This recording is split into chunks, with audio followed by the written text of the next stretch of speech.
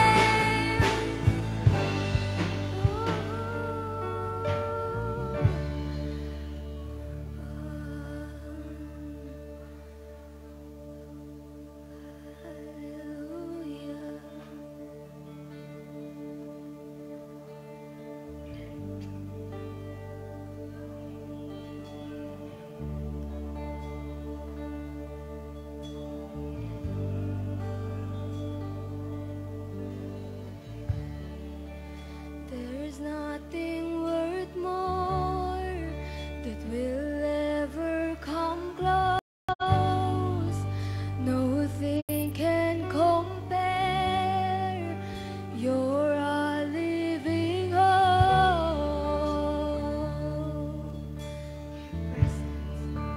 Your presence, Lord. I've tasted and seen. Tasted and seen that the sweetest of love, where my heart becomes free and my shame is undone.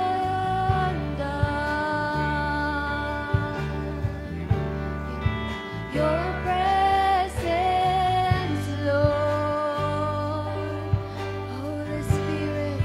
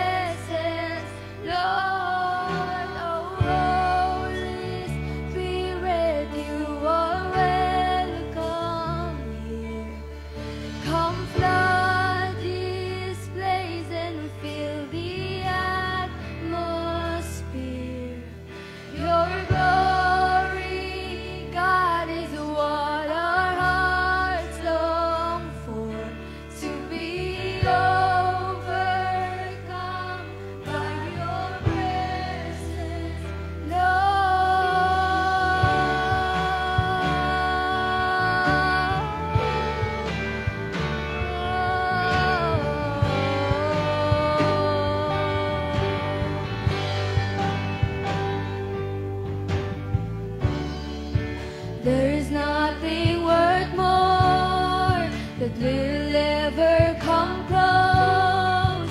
Nothing can compare. You're a living hope.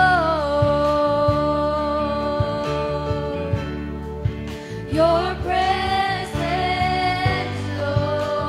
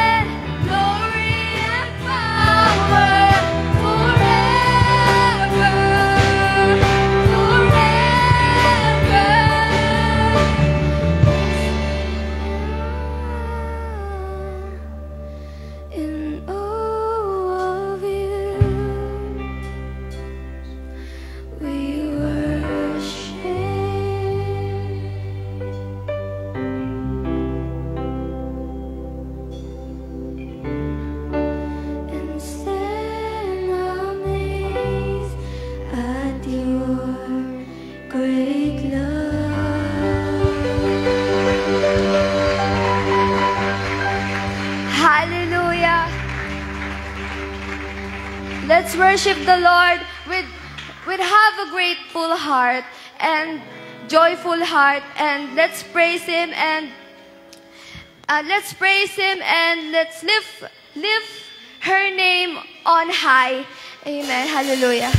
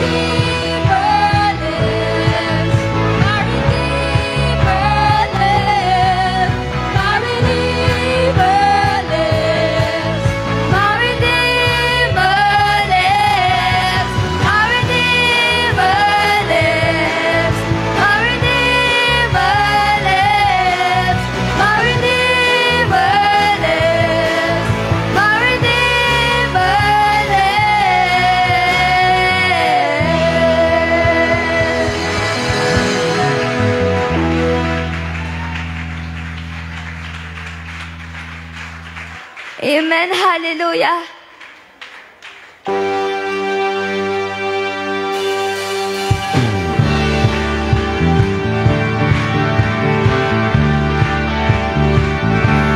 Let's worship Him.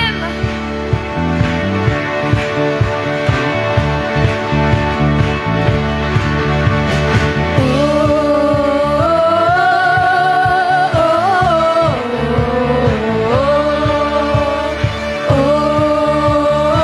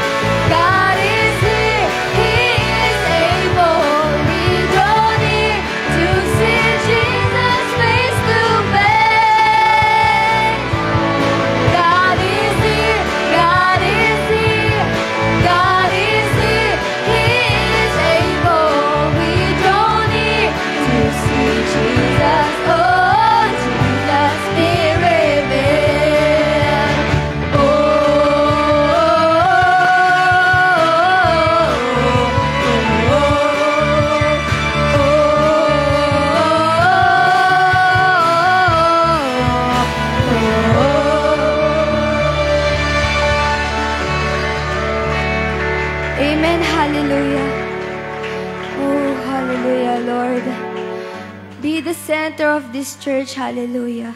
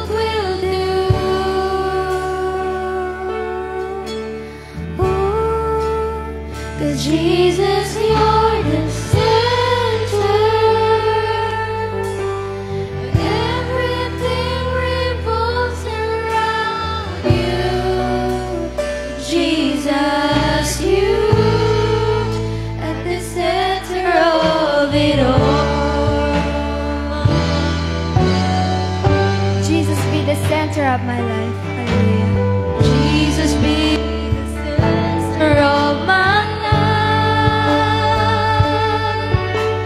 Jesus be the center of my life. From beginning to the end, it will always be, it's always been you, Jesus. No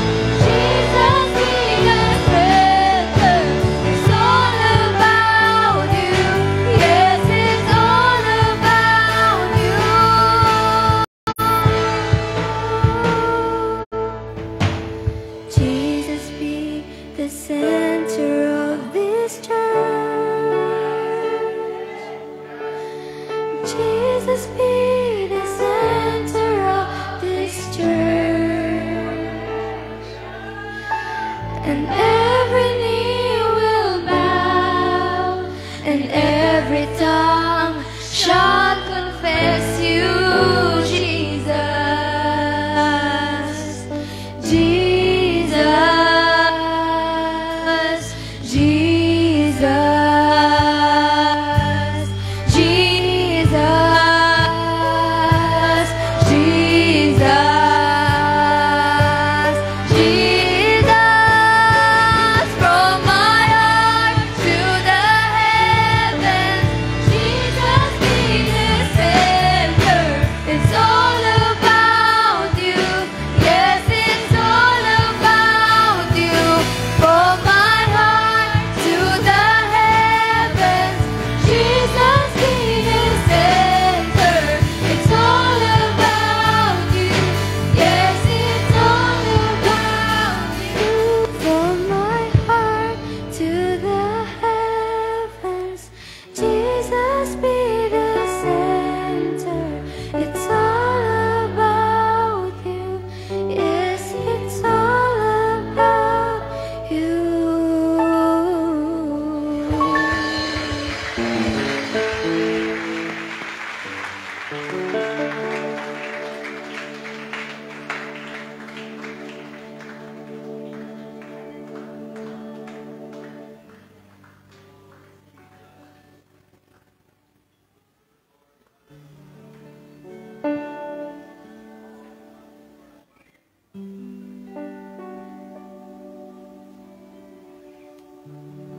Praise God. Let's pray.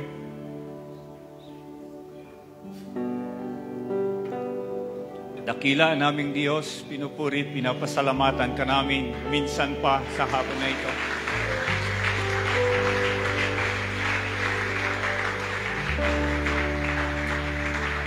Ikaw ang Diyos na makapangyarihan sa lahat. Ikaw ang Diyos, ang siyang dahilan kung bakit kami nandito ngayong hapon. Upang purihin ka, pasalamatan ka sa iyong ginawa sa aming mga buhay. At muli, Panginoon, dakila ka sa aming mga buhay, O Diyos. Dakila ka, Panginoon, wala kang katulad. Nag-iisa kang Diyos at tunay kang Diyos. At naniniwala po kami ngayong hapon na meron kang gagawing dakilang bagay sa aming kalagitnaan.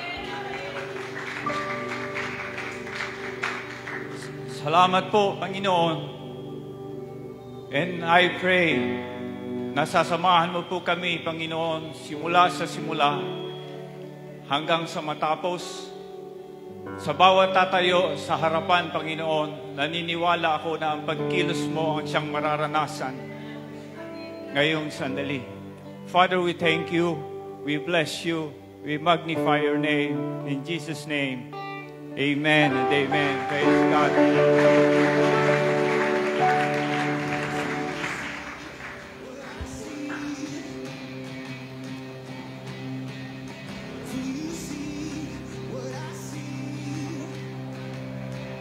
Praise.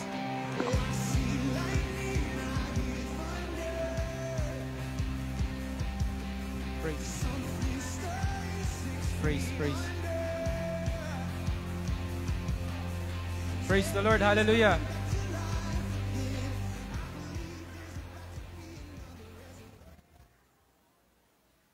Good afternoon, everyone. Magandang hapon po sa bawat isa. Hallelujah. Pwede ba natin bigyan ng Panginoon ng our best clap offering this afternoon?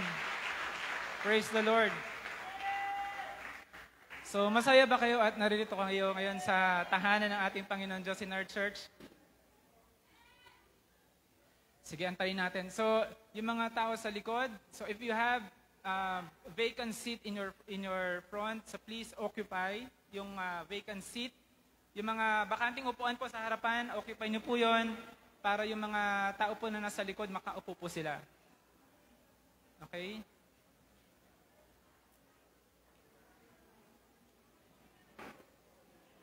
Praise God. Yung mga nasa likod po, sige po, hanap na po kayo ng pwesto ninyo para makapag-start na po tayo. And then yung mga bata, so pwede po kayo mag-proceed sa likod. meron po tayong mga teacher doon na nag-aantay para sa inyo. So you will have games and of course you have snacks, some snacks there. Also, meron din kayong mga, I think, ano yung mga activities ng children? Meron ba kayong doon? Movie? I think you have a movie there. So please proceed at the back. Lahat ng bata, yan. And then yung mga nasa likod, please settle down. Usher na lang po yung may iwan sa likod para makaproceed tayo. Amen. Hallelujah. Okay. Praise the Lord. I'm happy to see you all. And after pandemic, so nagkaroon po tayo ng one conference. I think last year, we had one conference and then marami ngayon, mas marami. So konting announcement lang po bago tayo mag-start. So ang ating, kanina pong umaga, we had our prayer walk. Sino sa inyo yung mga nakasama sa prayer walk kanina? Yan, praise the Lord. So naramdaman nyo ba na it's harvest time? Marami talaga mga kaluluwa yung talagang excited na sila maka-receive or makarinig ng salita ng ating Panginoon Diyos. So now yung napakinggan po natin kanina, we are led by Mary Holmes, na ating kapatiran sa Mary Holmes, yung ating praise and worship.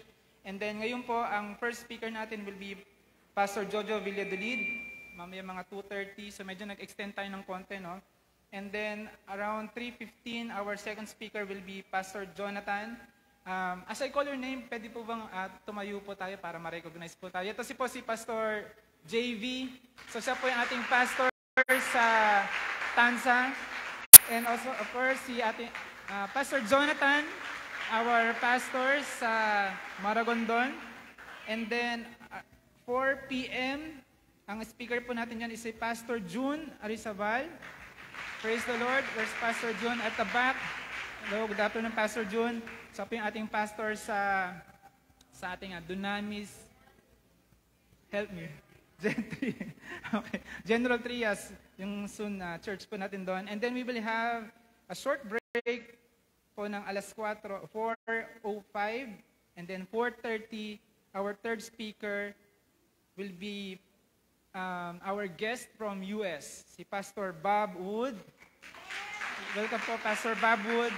So he's sitting at the back. And then 5:30 p.m. we have our dinner time. Then 6:30, praise and worship to be led by Dasma. And 7 p.m., a special number from Nabotas Church. And then 7:15, of course, ang ating guest speaker, no other than Pastor Jim Wood. Welcome back to the Philippines. We miss you. So it's been, I think, 3 years, Pastor, or more than 3 years, since your last visit in the Philippines. I think 4 years. Yeah, 4 years. It's quite a long time. So kilala niyo ba si Pastor Jim? Yeah. Amen. So I think majority of us know Pastor Jim. So yun na po. And then tomorrow, April 7, so ang ating conference will be starting around 2 p.m. So hindi po sa 2:05 na 2:30. So please come early, 2 p.m. before 2. Nandito na po tayo, and then unahin nating punuin yung mga upuan sa harapan para yung mga late darating, yung medyo darating na mas late sa inyo, so doon sila sa likod. Opo. Okay? Are you ready? So marami tayong receive na message from the Lord, and I know na ang ating Panginoon Diyos ay yung kikilos sa hapon na to. So everybody please, let's welcome Pastor JV from Dunamis, Tansa.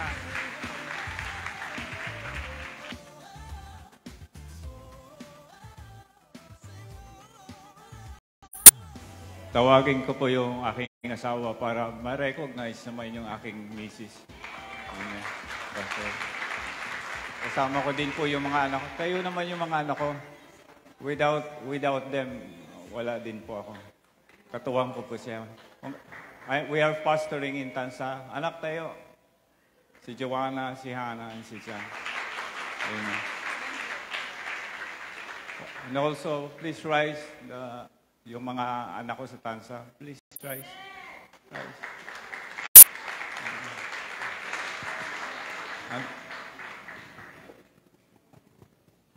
Salamat, Pastor. Amen. It's good to see you. Masaya po ako na nakatayo dito sa harapan. It is privilege. Una muna, salamat Bishop Jojo, Pastoral Belen for giving me opportunity to, speaking in front of you guys. And I'm excited. And I know na pumunta po tayo dito not just for something, pero pumunta po tayo dahil we want to learn. Gusto nating matuto at gusto natin yung buhay natin is mabago ba? Kumayos, kuminis, maging mabuti ng mabuti. At I know yun po yung dahilan kung bakit kayo nandito lahat ngayon. Because gusto natin, yung buhay natin is maging maayos sa inaraw. Amen. Maging maganda. Kasi yun naman po yung plano ng Diyos sa atin. That is the plan of our God na dapat na maunawaan natin. At ngayong hapon, ang topic po natin in this conference is about the law of first. Napakinggan nyo na po ba yung the law of first? Iniisip ko to, sabi ko, ano ba yung pwede kong ibahagi sa aking mga kapatid tungkol sa tema na ibinigay sa atin ng ating butihing bishop. And the text na gagamitin po natin ngayong hapon is taken from John chapter 1, verse 1. And extend na po natin hanggang 3 kasi yun yung binigay po sa atin. Tingnan mo po natin yung text and allow me to read this afternoon. In the beginning was the Word, and the Word was with God, and the Word was God. Verse 2, the same was in the beginning with God. And then verse 3, all things were made by Him, and without Him was not anything made that was made. Please bow our head. Father, we thank you sa hapon na ito. At humihiling po kami, Panginoon, ng pagsama mo, as well as the guidance, O Lord, ng iyong banal na Espiritu. Use me, O Lord, mightily, and help me, O God, na maihatid sa kalagitnaan namin, Panginoon, yung gusto niyong sabihin sa bawat isa sa amin, that we may learn from you, and that we may understand you, and na yung buhay po namin maging maayos, ayon po doon sa plano na nais niyo para sa amin. Help me today, in Jesus' name. Amen. So, the law first. Amen. Palakpakan muna natin ang ating Panginoon. Amen. Naniniwala po ako na lahat tayo gusto talaga yung maging maayos po yung buhay. Paano? And I will give you an illustration. Na ako po kasi mahilig akong gumawa ng mga bagay. And I know, sa tahanan po ninyo, meron kayong dining table, right? Sino meron dining table? Especially yung kahoy. Yung kahoy na dining table. This is a simple illustration. At kapag alam mo kung paano mo gawin yung isang table, isang lamesa, the process of doing it, maintindihan mo na meron itong kinalaman sa ating buhay. Amen. Makinig po tayo. Di po ba yung ating mga dining set ay makinis, smooth, masarap patunga ng lechong manok, ng ginataan, something na masasarap. But behind that, bago po yun maging makinis, meron pong process na ginawa. Ang gumawa nito, na nagsimula yon sa rough. Yung kahoy, alam niyo po yung kahoy, from timber, kinatsa, then kininis, niliha, and then after that, tsaka pa lamang papahira ng varnish or yung finishing touch na tinatawan. Ano pong kinalaman nun sa hapon na ito?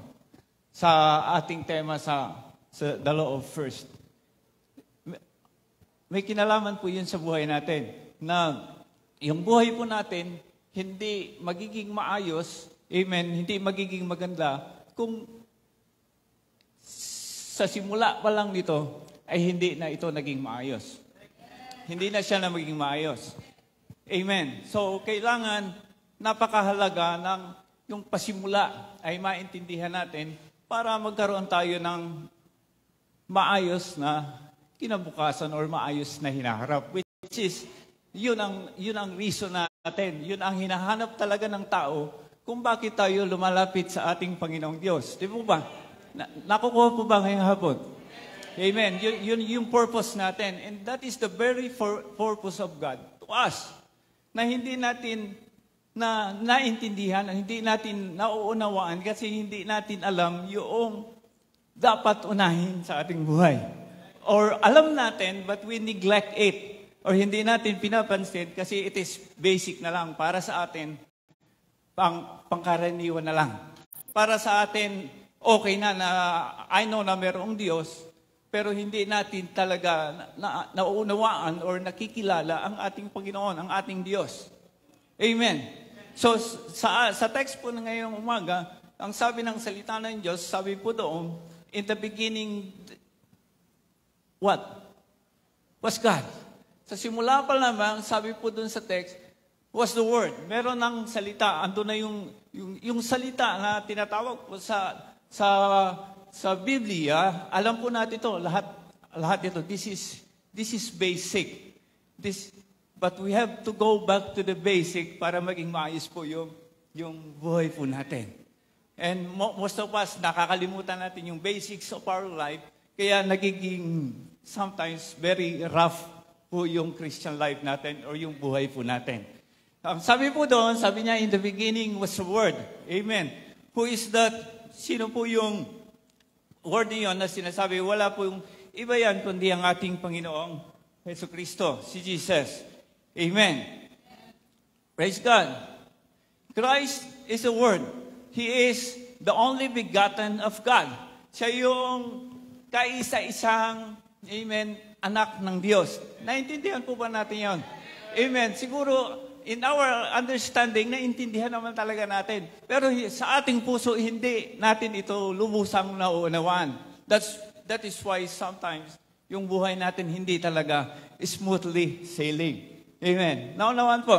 Amen. So, ang sabi po doon, so ngayong umaga, ngayong hapon, amen, lubos nating maintindihan at maunawaan kung sino itong ating Panginoon na, amen, na today, this is Holy Week, Holy Thursday. Sabi po doon, sabi niya, the Word, the only begotten of God, was one with the Father. He is one with the Father. Iisa siya kasama ng Ama, amen, one in nature with God. Yung nature ng ating Panginoong Jesucristo is the same nature as His Father, who is loving, caring. You know the nature of God. Mapagmahal, compassionate, forgiving. Amen. Nalalaman po natin yan. Alam po natin lahat yan. One nature and holy. Amen. One in character, He is a giver. Giver. Our God, Jesus, He is a life giver. Hindi siya taker, kundi giver po siya sa atin. No, amen. Praise God.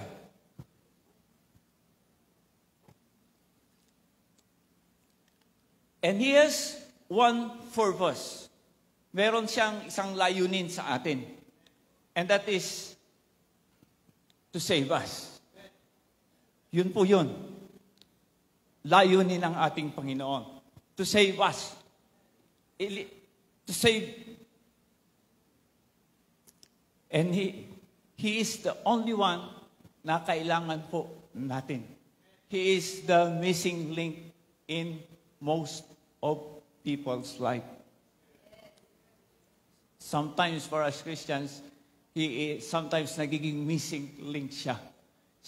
Na, amen, na ang sabi ng salita ng Diyos sa John chapter 10 verse 9, ang sabi po ng ating Panginoon, I am the door. Siya yung pintuan. Pintuan ng ano? I am the door. By me, if any man enter in, he shall be saved. Siya yung pintuan na papasukan natin na kung saan masusumpungan natin yung kaligtasan. Amen. I know ligtas na kayo. I know ligtas na tayo. But ang pinag-uusapan natin dito yung paano magiging maayos ang buhay sa atin. Paano natin lubusang makikilala ang ating Panginoon. Ang sabi po doon, I am the door, by me, if any man enter in, he shall be saved, and then what? And shall go in and out and find pasture. Amen. Ito yung kulang na kung lubusan mong makikilala sa ang ating Panginoon at totally ibibigay mo sa Kanya yung buhay mo completely. I said completely. Not half-heartedly, but completely. He shall go in and out, and then he shall find pasture. Doon mo masusumpungan yung hinahanap po natin na pasture, na kaayusan. Pasture means hindi lamang, amen, yung abundance ng buhay, hindi lamang yung kasaganaan ng buhay, but the completeness of life. Yung kabubuan po ng buhay. Amen. And the completeness of life, makususumpungan po natin sa ating Panginoong Jesucristo lamang. To Jesus. Amen. Praise God.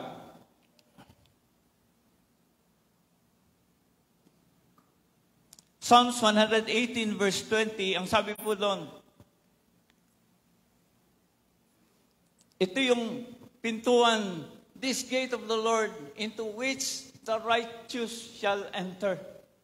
Amen. Ito yung pintuan, amen, yung daanan ng ating Panginoon into which tayo po ay papasok. Wala nang iba. There is no other. Wala na tayong mahanap pa, wala na tayong makikita pa maliban sa ating Panginoon into which we can enter into, amen, yung mga matuwid papasok. Ang sabi niya, I am the way, the truth, and the life. Naunawan po ba natin yun? Maybe it's very familiar, memorize na natin, nasa ating isipan na in our knowledge, but hindi talaga nag-penetrate sa ating buhay na ang ating Panginoon, He is our life. Siya talaga yung ating buhay. Hindi yung, praise God, hindi yung life na naintindihan natin.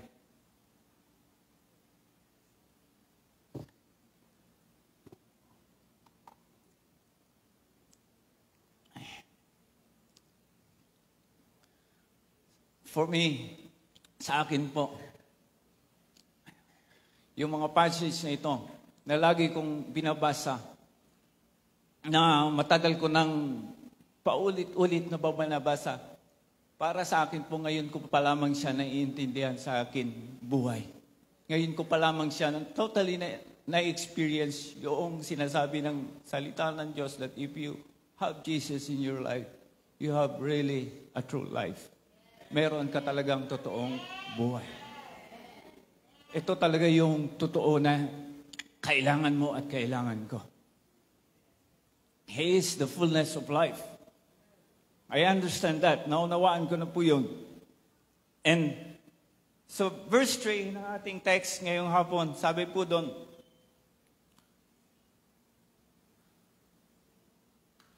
all things were made by Him, and without Him was not anything made that was made. Amen. Lahat ng bagay, sabi po doon sa ating text, all things were made by Him. Kung uunawain po natin ito na lahat ng bagay, ang pinagmulan, ang may gawa ay ang ating Panginoon. Lahat ng bagay na iniisip natin or nakikita natin, lahat ng bagay na kailangan natin at hinahanap natin, it is made by Him. Gawa ng ating Panginoon. Ang sabi po doon, amen, and without Him was not anything made that was made. At kung wala ang ating Panginoon, wala ang lahat ng bagay. Wala ang lahat ng meron ka. Kaya kung maunawaan mo sa buhay po natin, maunawaan po natin sa ating sarili, amen, na higit nating pahalagahan ang Diyos, ang ating Panginoon, sa ating buhay, higit sa ano paman. Siya na yung magiging first mo. Siya na yung magiging priority mo. If you make Jesus as your first, everything to you follows well. Magiging madali. Like, magiging smooth ang buhay po natin. Hindi ibig sabihin wala nang problema, kundi, amen, magiging kahit na may problema, magiging mas maayos ang pagtanaw po natin sa buhay. Magiging mas maayos ang pagharap po natin sa buhay. Amen. Meron tayong tinatawag na security. Meron tayong seguridad na dala-dala na tayo lang ang nakakalam at tayo lang ang meron dahil sa ating Panginoong Jesucristo. We have to understand the law of first na tinatawag kapag inuna mo ang Panginoon. Amen.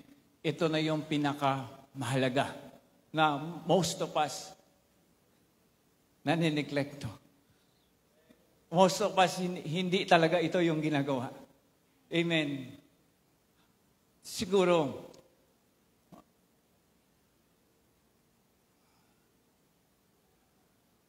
hindi na ngayon. Dahil ipinapaunawa na ng Diyos sa atin ang kahalagahan na unahin natin siya sa ating mga buhay. Amen. Sa aklat po ng Matthew,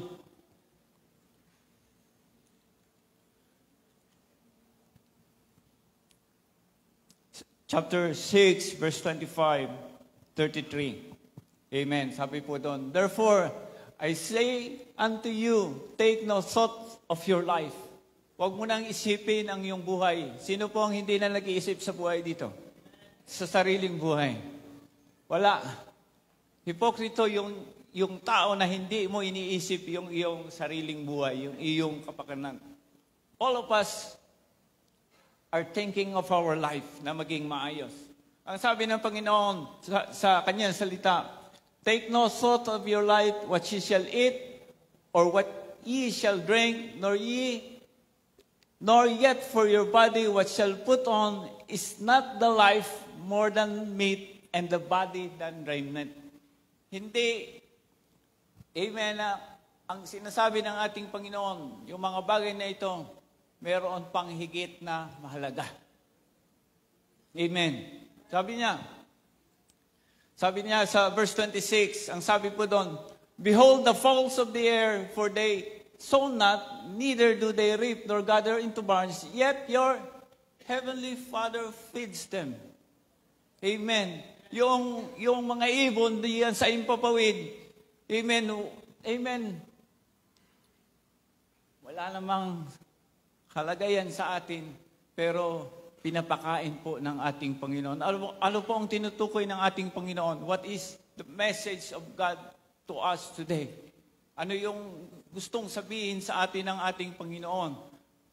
Na, amen, sabi niya, are you not much better than they? Hindi ba mas mahalaga tayo sa mga ibon na ito? Kung maunawaan po natin ito, talata na ito sa ating buhay, na mahalaga po tayo sa ating Panginoon. Ano po yung gagawin nyo? Ano yung sasabihin mo sa ating Panginoon? Ano yung gagawin mo sa Kanya? Are you going to gagawin mo ba siyang priority sa buhay mo? O gagawin mo siyang last priority sa buhay mo? Amen. Kung ganito yung pagkakilala mo sa ating Panginoon, na napakahalaga po ng bawat isa sa ating Panginoon. You are so important to God individually. Lahat po tayo. Mahalaga po tayo sa ating Panginoon. Are you not much better than they? 27. Ang sabi po doon, which of you by taking thought can add 1 cubit unto his stature, Amen, 28. And why take you thought for raiment? Consider of the lilies, how they grow, they toil not, neither do they spin. So, sabi ng salita ng Diyos, tingnan mo yung mga water lily. Amen. Kagaganda. Pero nandoon lang. Dahil ang nagpapaganda ay ang ating Panginoon. Tingnan po ninyo yung sarili natin. Kung gaano po kahalaga tayo sa ating Panginoon. Kung mauunawaan po natin ito sa ating mga sarili. Deep inside yung really understand the purpose of God to us, yung pagmamahal po ng Diyos sa atin. Ano kaya yung hindi mo kayang pwede mong gawin para ma-appreciate, para ma-acknowledge, para mahalin mo yung ating Panginoon. Ang problema ay hindi kasi natin naiintindihan na mahal po tayo ng Diyos. We are much focused on our situation most of the time. Nakafocus tayo dun sa mga bagay na kailangan natin, sa mga bagay na gusto natin, mga bagay na naisin natin. At ang sabi ng Panginoon, hindi yan. Put me first. Sabihin mo, unahin mo ang Diyos. Inuuna po ba natin ang Diyos sa buhay po natin? This is basic. Inuuna po natin ang Diyos. Unahin mo ang Diyos, unahin ka niya. Ipahuli mo ang Diyos, huli ka niya. It's very, very basic. Di ba may kasabihan tayo, first in, first out. First come, first serve. Lalo na po sa ating Panginoon. If you make Him a priority of your life, pagising pa lamang, praise God, salamat Panginoon. Binigyan mo ako ng bagong umaga. Salamat Panginoon sa mga problema ang kinakaharap, pati problema, pinapasalamatan mo, ina-acknowledge mo that behind this, merong magandang gagawin ang Panginoon. Behind all of those, alam nyo, hindi naman bago sa atin yung mga kinakaharap natin. Every one of us, meron tayong kinakaharap sa buhay. Meron tayong mga problema na hindi natin gusto. Amen. Totoo yun. Hindi natin gusto. Hindi ko gusto ang problema. Sino ba may gusto sa problema? Walang tao na ayaw sa problema. But God knows it. Alam ng Diyos yun. If you could trust Him and believe in Him and put Him first in your life, everything at the end, magiging maayos po yun. Parang yung table na niliha mong maigi. Pinakinis mo. Amen. Bago mo pinahira ng finishing touch, ninamnam mo muna. Smooth na smooth. Ganun po yung nais ng Diyos sa atin. Amen. Although there is rough road in our lives, merong rough road talaga eh. Amen. Walang makakaligtas doon. But the good news, if you put God first, if you believe wholly in your life, amen, you will experience His goodness, His mercy, His compassion, His love. Amen. Even His provisions. Amen. Praise God. This is my 17th year in Dunamis. My 17th year.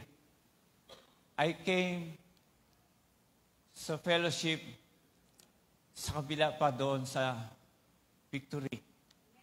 In a third year, ikatlong taon, dumating po kami. I have nothing.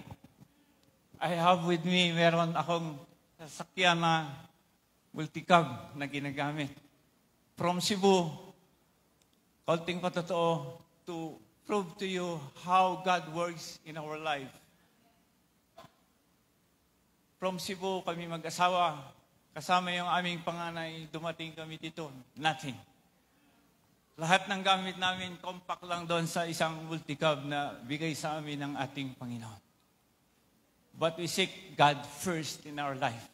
Never, sa kahit na anong service, Thursday service, Sunday service, Jubilee service, never we missed a single na gawain sa ating Panginoon. Praise God. Why?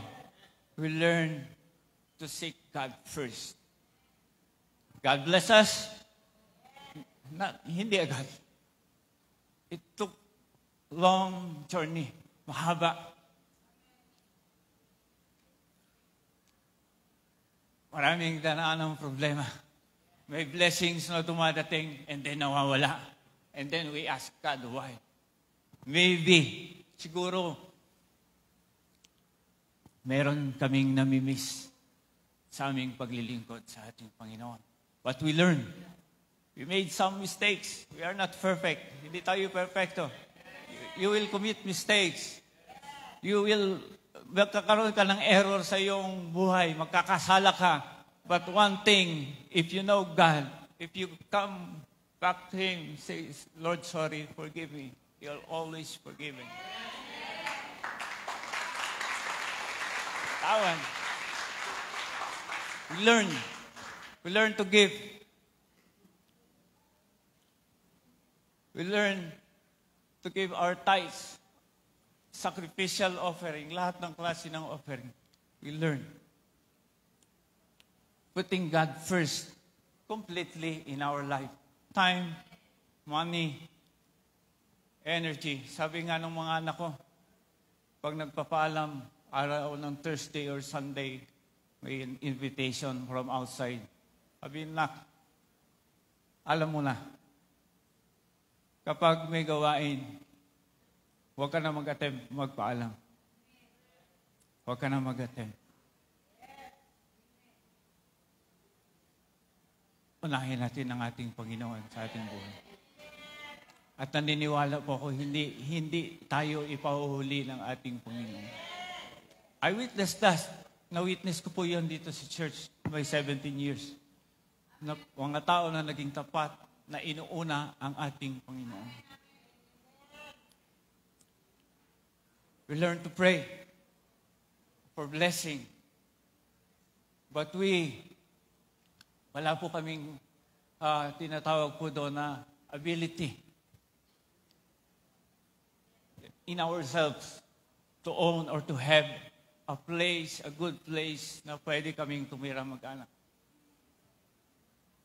Every first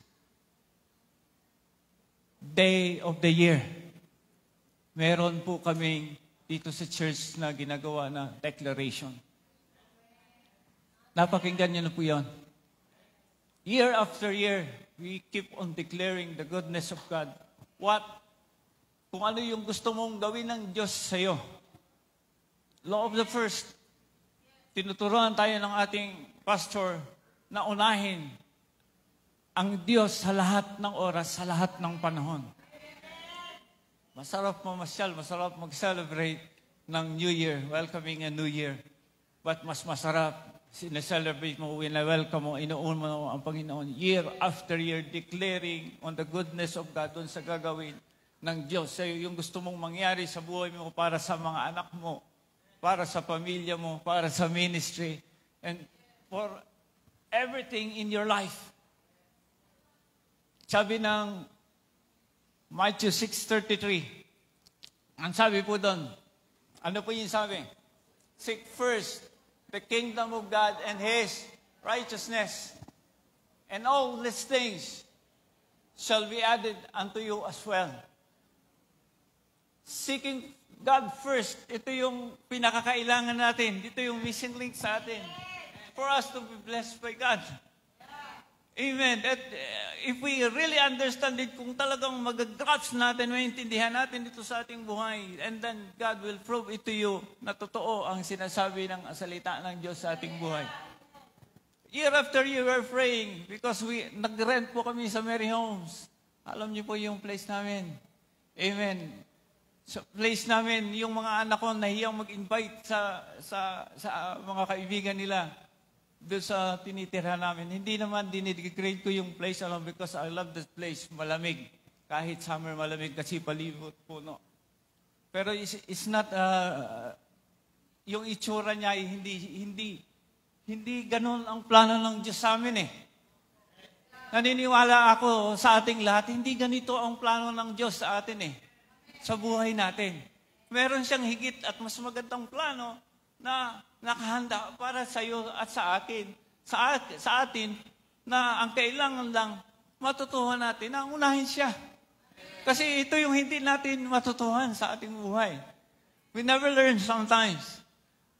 Because we priority ourselves. Mas gusto natin yung ika-enjoy natin ngayon. Yung ikakasaya natin, pinagpapalit natin. Amen. Na unahin ang Diyos sa ating mga buhay sa mga bagay na, sa maraming bagay. Keep declaring, God, bless niyo kami ng bahay, house na hindi kami ang gumawa. House that we can live, we can enjoy. Habang nagsiserve kami sa inyo. Keep on praying. Sometimes, iniisip natin, paano kaya mangyayari niya? But if we could understand in the beginning was the Word, and the Word was God. And the Word spoke, and something came up. Nagsalita ang Diyos, nagkaroon ng buhay. Amen. Nagsalita ang Diyos at nagkaroon ng lahat ng bagay. If we truly understand this scripture, very simple, we will learn to trust God na totoo ang Diyos po nating pinaglilingkuran. Long enough, God answered our prayer. Hindi doon sa iniisip ko. Sabi ko, Lord, paano kaya? Well, we cannot afford. Hindi kami, anong tawag po doon sa pabahay ng government sa pag-ibig? Qualified para mag-loan ng housing loan. Praise God, hindi kami qualified.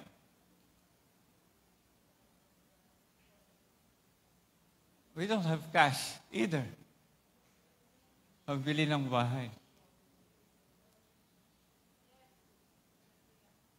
But we learn to seek God first. And God answered our prayer. God bless us with a beautiful place in Silang.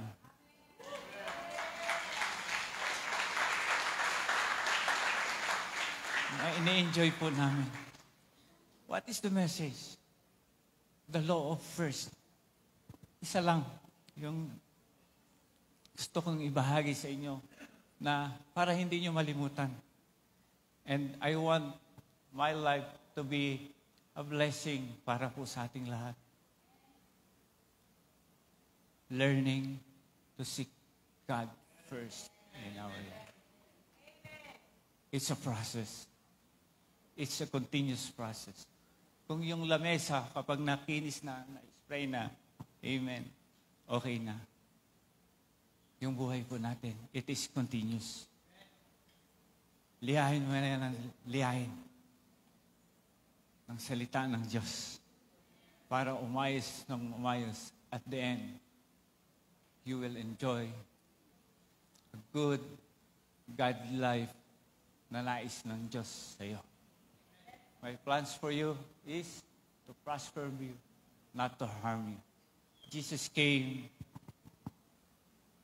to give you life and have it more abundantly. Naunawahan po natin ngayong hapon. And I know, pag uwi natin after this conference, amen, we will learn from God. Ano pa lang to? Primer pa lang, simula. And you will hear a lot from today and tomorrow na ang buhay po natin mapapagpala po ng ating Panginoon. Our life will never be the same again. Yung buhay po natin, naniniwala po ako dito. And I know naniniwala din kayo na hindi sayang po yung pagpunta ng atin sa conference na ito. Our life will be changed for glory to glory. Our life will be better para sa kabutihan ng ating Panginoon Diyos. For us to be, for God to bless us and to be a blessing to others. Amen. Para tayo man maging pagpapala din sa iba, yung buhay po natin. an example to others. Tayo po yung manalangin. Dakilang Diyos, salamat po sa hapon na ito. And I know it is a simple message, but I believe it is a powerful one. Ito po yung kailangan ng iyong mga anak. Ito po yung kailangan namin. Na unahin ka sa aming mga buhay. From now on and the days to come, we give our life to you. Binibigay po namin yung aming buhay. Pinagkakatiwalaan namin. At tulungan mo kami, Panginoon, na unahin ka namin sa lahat ng aspeto ng aming buhay. Spirit, soul, and body. Father, we bless you. In Jesus' name, amen. Thank you.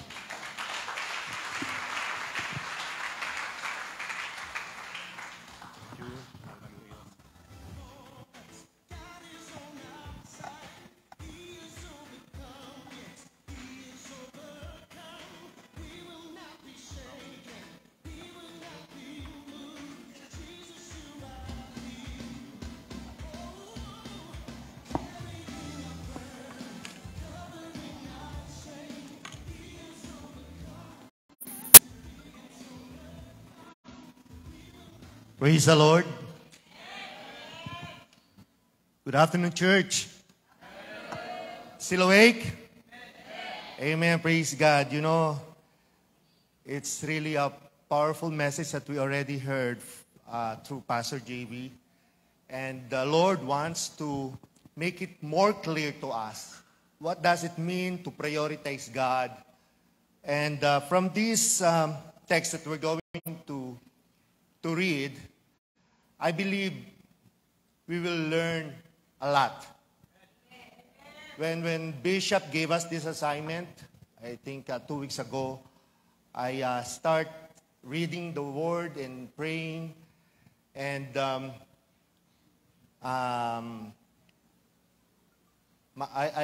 read again the book of Haggai, but I said, Lord, I don't want to be a parrot that I'm going to repeat again this message, because the book of Haggai talks about put first things first, okay, which is God. So I prayed again. The Lord lead me to this topic. Quiet, heavy, but the Lord is going to speak to us. Amen? In Exodus chapter 20, verse 1 to 6, let us read. I'm going to read from the New King James Version. And God spoke all these words, saying, I am the Lord your God, who brought you out of the land of Egypt, out of the house of bondage. You shall have no other gods before me. You shall not make for yourself a carved image or any likeness of anything that is in heaven above, or that is in the earth beneath, or that is in the water under the earth. You shall not bow down to them, nor serve them, for I, the Lord your God, am a jealous God, visiting the iniquity of the fathers on the children, to the third and fourth generations of those who hate me, but showing mercy to thousands, to those who love me and keep my commandments. Let us pray. Father in heaven, we thank you, O Lord, for this afternoon, O God. This is the great day. This is a day that you have made, and we will rejoice and be glad in it. And we thank you, O Lord, that until now you are in our midst, and we are here, O Lord. I present to you this church, O Lord, this congregation, that as we listen to your word, O God, continue to touch our hearts, O Lord. Surround us with your angels, O God, and may your grace be upon us. This afternoon, give us the spirit of understanding and knowledge, O God. And hear your servant, just use me as your instrument, O God, as you speak to us this afternoon. This I pray in Jesus' name. Amen. Amen. So, amen. Praise God. Bring our praise to the Lord. When the Holy Spirit, pag inaano kayo, when the Holy Spirit is leading you to clap, That's not for the pastor. That's for the Lord. So give him praise.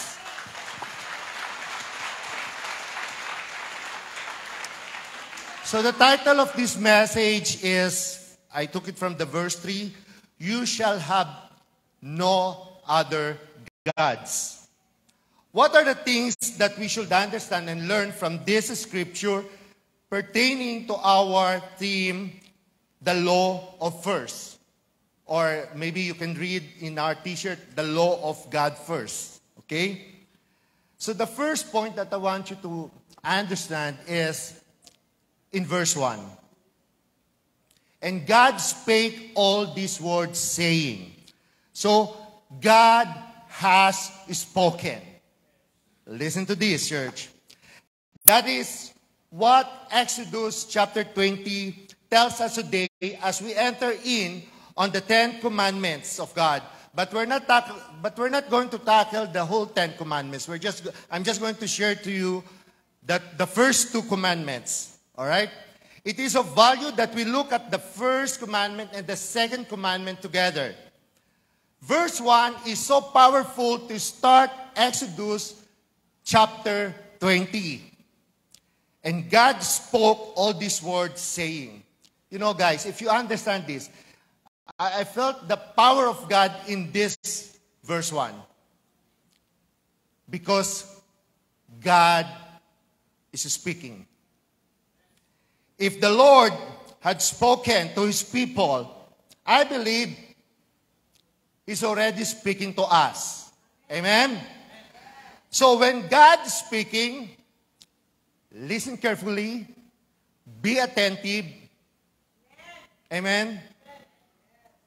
You know, guys, as much as possible, this is what I'm telling to my children. When someone is talking about the Word of God, especially when someone is preaching, listen carefully. Do not leave your seat. Don't go anywhere. All right? Why? Because God is talking to us through that person. We should have that kind of attitude, even if you are just listening to the YouTube or, you know what? The Word of God. We heard and we read John chapter 1 verse 1. In the beginning was the Word, and the Word was with God, and the Word was God. And here in Exodus chapter 20 verse 1, it says, God has spoken. Worse, do not sleep when the Lord is talking. Amen? Gisingin nyo na yung mga katabi nyo ngayon. I'm not joking. Wake up! God spake all these words. The reason why we cannot understand the Word of God because you are not attentive to the Word of God. You are not listening to the Lord when He's talking. Alright? Praise the Lord. So that is the first one. Okay. God spoke all these words. That is, you don't pick or choose whichever word you like. You don't get to pick or to choose whichever commandment you like. Oh Lord, this is good. Okay, you are so blessed. But when the Lord is talking to you straight already and is dealing your seed, you take it light. You're not listening. All right? So when God is talking, listen to every word of God. Matthew 4:4. Man shall not live by bread alone, but by every word that proceedeth from the mouth of God. Kaya lagi kang gutom. Because you are not listening to the Word of God. When you read your Bible, whenever you listen to the preaching, the Lord speaks to you, whether you like it or not, you listen. whoever standing here, it is not about me, it is not about Pastor JV, it is not about anyone else, but it is about God alone. And He is the one who's talking. Okay, second thing, in verse 2, I am the Lord your God who brought you out of the land of Egypt, out of the house of bondage. Is anybody here, is anyone here still memorize the preamble to the Philippine Constitution?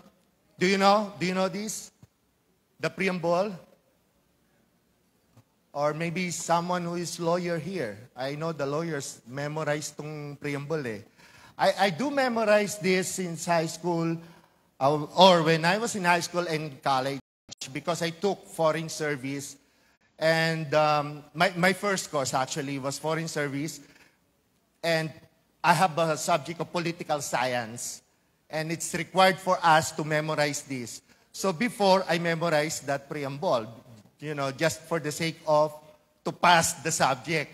Pero kung re-recite ko yan ngayon, I cannot recite it now. But I'm going to read it to you.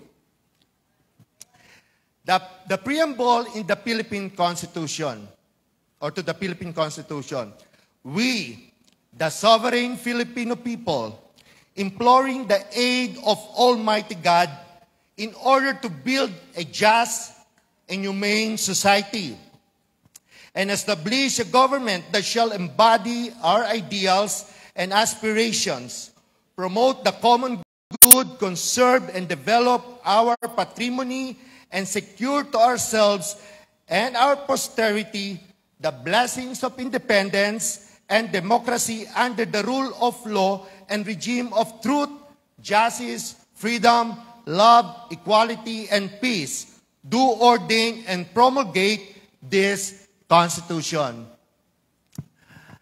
Paso, ano ba yan? Hindi ko naman maintindihan. Okay, magalala ko rin. No, joke. Our lawmakers recite the preamble whenever they present a Senate bill to pass or to approve. All right? Important documents have preambles. That's what I mean. Why it is required to the students who are studying foreign service, political science, law, and so on and so forth. Because one day, maybe they will become a lawmaker and they will